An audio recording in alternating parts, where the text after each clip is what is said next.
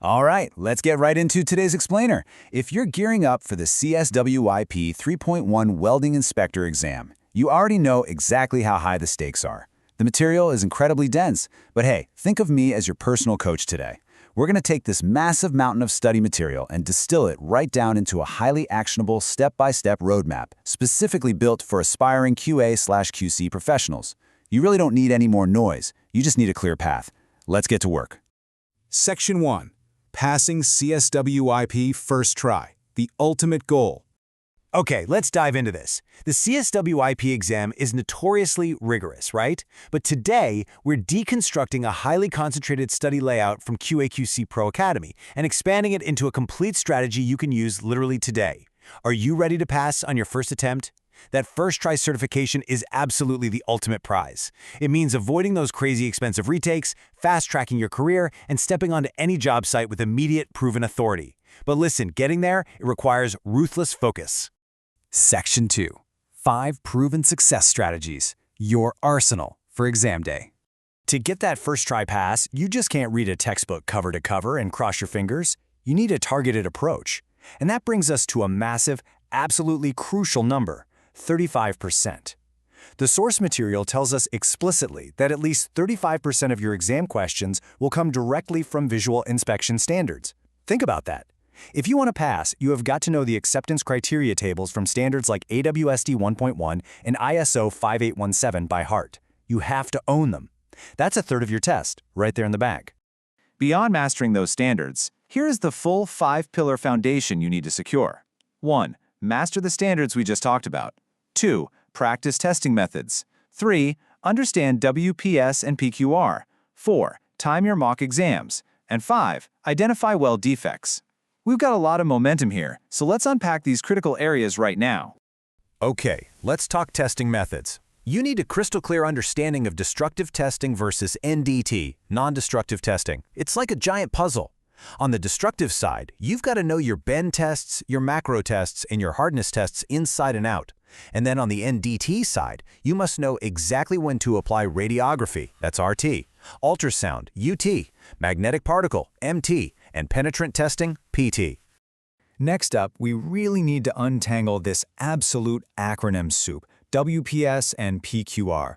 The exam demands that you deeply understand the critical relationship between welding procedure specifications and procedure qualification records. This is not just theory, folks. This is essential, everyday job site knowledge. You absolutely have to know how to properly qualify welders according to EN 287 and ISO 9606. I mean, this is literally the lifeblood of QA/QC work. And here's where you can make up a ton of ground very fast. Identifying weld defects is your golden ticket to quick marks. We're talking porosity, lack of fusion, undercut, hot cracks, cold cracks. These are going to pop up in almost every single paper. If you can rapidly spot these from descriptions or photos, you are basically scooping up easy points that everyone else is leaving on the cable. Section 3. Your 8-week study plan, the action-oriented roadmap. So, we know what to study, but exactly when should you study it? Let's move to and see how this builds. Honestly, doesn't thinking about a timeline just give you a huge sense of relief? It takes this totally overwhelming task and chunks it into 4 highly manageable 2-week blocks. You progress logically, from absolute foundations straight through to the high-pressure timed mock exams. Let's zoom in on what goes down in each phase. In weeks 1 and 2, it's all about building that base. You must slowly and deliberately master the welding processes like SMAW, GMAW, GTAW, and SAW. Or, stick, MIG, TIG, and subarc, along with core metallurgy concepts. Then, in weeks 3 and 4, you pivot entirely to standards and visual inspection. You dive super deep into ISO 5817, levels A, B, and C, and you physically practice creating a WPS from scratch. Then, by weeks 5 and 6, things get really intense. You are focusing entirely on testing methods, RT, UT, VT, alongside macro and micro testing and Sharpie impact tests per EN ISO 17638. Finally, weeks 7 and 8, that's all exam technique. You need to replicate real-world pressure by taking 4 full mock exams. 60 questions, exactly 2 hours, no excuses. Now, what's really interesting about this is a specific trio of words, shall, should, and may. During your mock exam reviews in those final weeks, paying laser focus to these exact keyword variations is your absolute secret weapon. Well, actually, scratch that. It's more like a trap you have to learn how to avoid. In standard terminology, shall means it's mandatory, should is just recommended, and may means it's optional.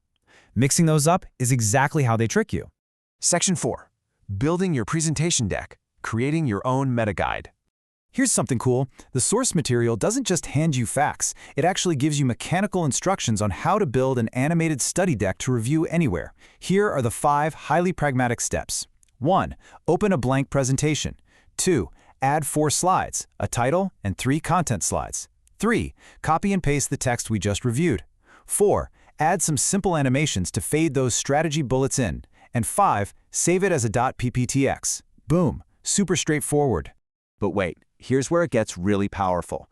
You can easily turn that deck into a video. Step 1. Just use the record slideshow feature to narrate the content yourself. Teaching it back is a huge retention booster. Step 2. Export it as an MP4 video. And just like that, you've got a custom 3-minute review video right on your phone to watch whenever, wherever. The guide even asks to nail down your preferences to format this for you. Do you want English only? Do you prefer PowerPoint or Google Slides? Locking in these final layout preferences guarantees the deck looks completely professional and, crucially, maintains that perfect, rapid-fire 3-minute pace to keep your brain locked in. Section 5. Next steps for success, the kickoff. All right, you've got the knowledge, the 8-week roadmap, and your study tools. Now, it's time to actually execute. Are you ready to join the thousands of successful QA/QC professionals who have already conquered this beast of an exam?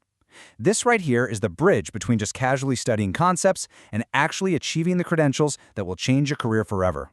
According to QA/QC Pro Academy, your next moves are simple. You can enroll in their full structured exam prep course, you can download their free study guide, or just subscribe for more free training. The tools are literally right there for the taking. So, I'll leave you with this. 8 weeks from today, will you be stepping onto a job site with the ultimate authority of a first-attempt CSWIP certification, or will you be paying to take this test a second time? The clock starts now.